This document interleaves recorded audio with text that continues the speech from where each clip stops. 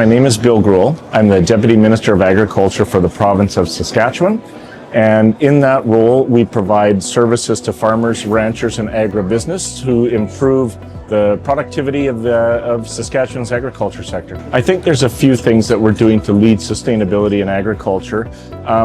One is really the methods that we use for crop production in our province. We have some of the most innovative farmers in the world that are adopting new technologies and production practices such as zero and minimum tillage, which doesn't disrupt the soil when we're planting crops. That allows for carbon sequestration in the roots.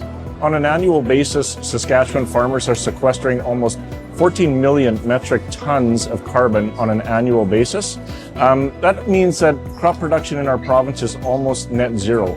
In addition, they're adopting technologies like slow-release fertilizer, precision agriculture technologies to make sure that we're not doubling up on fertilizer applications, and harvesting technologies that reduce the amount of passes that producers need to make over the land, thereby reducing fuel costs as well. I think some of the top highlights I heard is it was a great panel because there was people from all over the world in different segments of agriculture, from horticulture and palm oil production, myself from broad crop agriculture, people from India were on there as well. And what we're learning is that we all have the same objective, right? We all want to adopt climate smart agriculture practices. We all want to achieve net zero in crop production.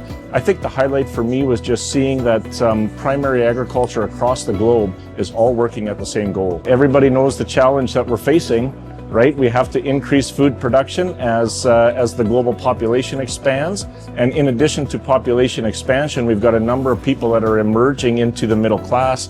That means protein content and protein needs for the globe is going to increase. And we all know that the challenges we have from greenhouse gas emissions in agriculture. I'm very excited to see what we can do from a primary production perspective to meet that challenge of increasing yield while also mitigating the impacts that we're having on climate change in agriculture. And I believe that we've got the most innovative producers in the world, especially in my home province of Saskatchewan. I've got no doubt that we'll rise to that challenge. The UAE is a very important market for us. They're importers of canola. They're importers of lentils and peas, Canadian Western Amber Durum for pasta production, and also Canadian hard red spring wheat for bread and flour production. Incredibly important market for us, not only just for the UAE, but what they serve in the Middle East and North Africa region as a hub for distribution of our commodities to a number of nations in the world.